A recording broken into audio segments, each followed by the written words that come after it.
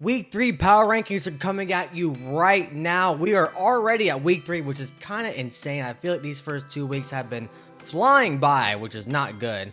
But if you're brand new and like the NFL and also like Packer content, subscribe because I make NFL content and Packer videos, reaction videos, and all that kind of stuff. But let's get into it because you know how power rankings work.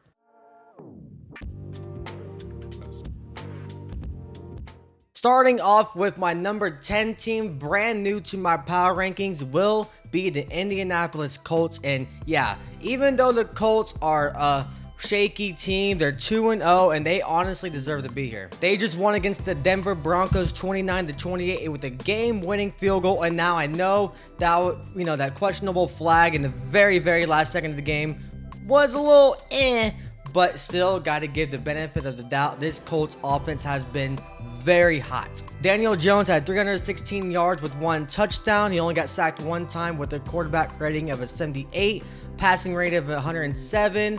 Jonathan Taylor also had 25 carries with 165 yards on the ground with a 68-yard rushing play against a Denver Broncos team that's like a top 3 whole unit in the NFL. They completely blew off the doors against the Miami Dolphins, of which we all know Miami Dolphins really not in good shape right now, so kind of take that with a grain of salt. But then go against the Denver Broncos at home, where the Broncos ended up winning a really good game against the Titans and ended up putting a really good game. Again, they haven't had a punt in the first 2 games, which is the first time in I forgot how many years, I forgot the stat line, but not punting in your first 2 games, I don't care who you play, that's amazing. I mean, Daniel Jones has been really iffy in his career so far, but you got to give him the credit here because he has 2 touchdowns, 588 passing yards with no turnovers. And by the way, 71.4 completion percentage. So you got to give Daniel Jones credit here. Now, will this run last? I have no clue, but again, you have to put them at number 10 right now. So going on to number 9 team. The number 9 team in week 3 power rankings will be the Washington Commanders, and yeah, they got completely smacked by the Packers. This game was played on Thursday night. The week 1 against the Giants was a pretty good win, but going Thursday night against the Packers at Lambeau was not good for them at all. Jayden Daniels went 24 for 42, 200 passing yards and 2 touchdowns. He also got sacked 4 times with a passing rating of 85.4, quarterback rating of 27.7. He only had 17 yards rushing with 7 attempts, which was the second lowest in his career, and Jayden Daniels is known to get over 40 yards, 50 yards a game. He is known for scrambling, and the Packers definitely contained him and his offense. Losing Austin Eckler, which was basically their number 2 running back, maybe you can argue for number 1 running back, but losing him for the rest of the year will be big. I still think this Commanders team is really good, but getting banged up against the Packers at Lambeau, this game was 27-18. Really, those last 10 points, I think, was garbage time in my opinion. The Packers had this game wrapped up in the second quarter. It felt like watching it as a Packer fan, of course, so take it with a little grain of salt. But the Commanders fans, nothing really worry about here because, again, the Packers are a really hot team. I do think Jayden Daniels will step up a lot, even though he is injured. I think it was like a high ankle sprain or knee sprain or something like that. So he should be playing against the Raiders.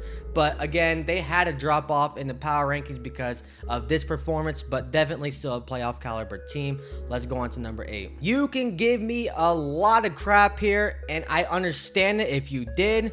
My number 8 team will be the 0-2 Kansas City Chiefs. Now, the Chiefs lost 2 really close games against the Chargers and the Eagles. Now, if it wasn't for the Travis Kelce drop in the end zone in that 4th quarter, this game could have been won by Kansas City, but there's a lot of what ifs, shoulda, coulda, woulda. So the Chiefs ended up losing 20-17 against the Eagles. And yeah, let's go over the stats real quick. Patrick Mahomes went 16 for 29, 187 yards passing, 1 touchdown and 1 interception with the quarterback rating of a 79.2, passing rating of 72.1. But one of the biggest things that worries me about the Kansas City Chiefs is not their passing game, it's their running game. Patrick Mahomes, for the 2nd time this year already, of course it's only 2 games, but still, 2 out of 2 for Patrick Mahomes to be the leading rusher over Isaiah Pacheco and Kareem Hunt. not a good look. Isaiah definitely lost his step after his leg injury. He does not look the same at all. But you do have Xavier Worthy out. He was gonna be out for probably a couple weeks. Rashee Rice will be back after week 7. So the wide receivers will get better for the Chiefs. Their defense, their secondary is a little suspect. They still got a good run defense with Chris Jones. But other than that, the Chiefs fans, it does suck. You started 0-2, but you kind of, you guys are all right because you went to like 7 straight AFC championship games and like 6 Super Bowls in the last 10 years. You guys are okay for a little bit if you do suck this year. But they should have a rebound game against the Giants. But if they lose against the Giants here, yeah, they're definitely dipping out of the top 10. Going to number 7. My number 7 team in the power rankings will be the Tampa Bay Buccaneers. They just defeated the Houston Texans 20-19 in walk-off fashion in the last seconds of the game with the running touchdown by Rachaad White. But the Bucs offense, they kind of look stagnant here a little bit. O-line is a little bit questionable. They do have Tristan Wirfs being out, so he should come back here in a few weeks, but honestly, still a really good win by the Bucs on 2 road games, by the way. Opening up the season, going 2-0 is significant. Baker Mayfield had that great leading drive in the last drive of the game. 215 yards passing, 2 touchdowns, and no interceptions with a passing rate of a 98.0. And like I mentioned earlier, the offensive line definitely struggled against a very good defensive line for the Houston Texans. So like I said, once they get Tristan Wirfs back, I do think they will be a lot better in the passing game. But Bucky Irvin had an okay game with 71 yards on 17 carries. Rachaad White, like I mentioned earlier, had that game-winning touchdown in the last second. Baker Mayfield also had 33 yards on the ground. I think Emeka Egbuka will be a phenomenal player here in the coming years for the Buccaneers, especially once Mike Evans retires, which he might have another 1 or 2 years left in the tank. Also, like Chris Godwin leaves in free agency, the wide receiver group for the Buccaneers will be good for another few years. I really do love Emeka Egbuka. But this defense kind of does concern me for the Bucs. Losing Kalijah Kancey will be significant for this defensive line. And then their defensive line was already shaky to be off. Like this defense had a lot of question marks, especially with the secondary. But losing him is not going to be good for the Buccaneers. They have to rebound in that defensive group. But it's great for them to start 2-0, especially 2 games on the road. I really like where the Bucs are at, playing against the Jets next week at home. Let's go to number 6. Number 6 in my power rankings, the first time they are on my power rankings, will be the Los Angeles Chargers. Now, the Chargers are in great position because A, they're 2-0, and they also won 2 games against division rivals, which is massive in the NFL. And B, you got the Denver Broncos looking a little shaky right now. The Raiders are looking a little shaky, and the Chiefs looking shaky. So their division is in their hands for at least the near future. But they just beat the Raiders 20-9 in a very ugly game. The Raiders offense was non-existent. Geno Smith looked horrible against that Chargers defense. The Chargers defense has been looking really good, but I do want to talk about Justin Herbert here because he's been balling out. Justin Herbert had 2 touchdowns and 242 yards on 19 completions for 27 attempts, a passing rate of 122.8. Justin Herbert has 5 touchdowns this year and no turnovers, which is massive for him because he really needs a step up here in the next couple of years because he's been a mediocre at quarterback. I get it. A lot of people say he's really good. A lot of people say he's not, he's not that good. But this year, he's proven that he is a top-tier quarterback. Now, the Chargers, like I said, they just started 2-0. Their defense has been humming. Khalil Mack is hurt. But we don't know the status of his injury just yet. I think it was a bicep injury, so he might be week to week. But if they can come out and beat Denver here at home, starting 3-0 with 3-0 in your division, then they got the Giants in Washington, then Miami. The Chargers are looking really good here. They're going to be in the top 10 power rankings probably for the whole rest of the season if everything goes well, of course. We're going to talk about the number 5 team right now. Moving up to number 5 in my power rankings will be the Detroit Lions, and they definitely deserve to be in the top 5 again because of the slacking they did against the Chicago Bears. They completely smacked the Bears 52-21 at home. The Bears are the Bears, and they completely are caca this year. But taking a look at the stats real quick, Jared Goff went 23 for 28, 5 touchdown passes for 334 yards with the perfect passing rating of 156. That's insane off of 28 attempts. And yeah, Jahmyr Gibbs had a bounce back game with 94 yards on 12 carries. He also had a rushing touchdown. David Montgomery also had a rushing touchdown. This made sense because the Packers completely annihilated the Lions in week 1 at Lambeau. And then if they started off 0-2 beginning of the year against 2 division rivals, the Lions would have been in really bad shape because they would be facing the Ravens next week on Monday Night Football. So this was a must win for the Lions here, and they completely won, that's for sure. Their defense did look a lot better against Caleb Williams and the Bears offense. They had a couple of sacks against him. Again, 21 points, which 7 of them were in garbage time. So I technically would say 14 points given up.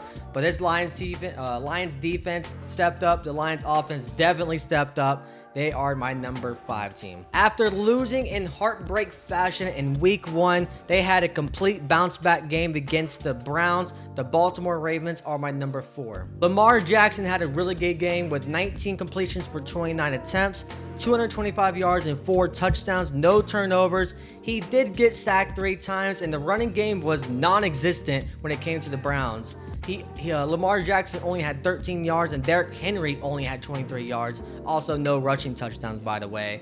The Ravens offense still put up 41 points. Now, granted, they did play against the Browns, which the Browns offense is one of the worst in the league. But when it comes to Myles Garrett and that Browns defense, they really do have a good unit, and they still put up 41 points against the Browns. You know, they started off really shaky against, well, not really shaky against the Bills. They lost against the Bills in really shaky form. But, you know, winning against a division rival, I don't care who it is. Division rivals are tough, even if it is the Browns. Getting off that 1-1 start going against the Lions into week 3 was a massive win for them. They're still a top 5 team for sure. This was a must-prove-it game for the Ravens, and they absolutely did that. I think the Ravens are still in really good shape, and yeah, let's go on to number 3. The number 3 team in the power rankings definitely deserves to be here. If you have them lower as 5 or lower than 5, you are on something. The Green Bay Packers are my number 3. And I just love as a Packer fan. The Packers won against the Commanders, like I mentioned earlier in the video, 27-18. They completely dominated the Washington Commanders the whole entire game until that 4th quarter. Made the score look a little bit closer than it was. But Jordan Love went 19 for 31, 292 yards on 2 touchdowns, a passing rate of 113.9. Jordan Love had a couple overthrows to Matthew Golden. If he completed those, he probably would have had another 80 or 90 yards passing with another 2 touchdowns passing. So Jordan Love, besides a couple of throws, looked really good. Josh Jacobs have had a slow start to the year again, just like last year. He went 23 for 84 yards with 1 rushing touchdown. Savion Williams had 2 attempts for 24 yards. I really love where the Packers offense is. Now, losing Jaden Reed with a broken collarbone will definitely affect this offense just a little bit, but I do think Matthew Golden will be popping off in the next few weeks. I think he'll be implemented a lot more. Let's talk about this defense, though. The addition of Micah Parsons has completely transitioned this whole Packers defense. They are nasty. Edgerrin Cooper's playing great. Rashawn Gary's playing great. I mean, you got Keyshawn Nixon getting 5 pass breakups, which is the most in Packers in a very long time, by the way. This Packers defense is flying all over the place. They will be a top 5 unit at the end of the year. Offense will be a top 10.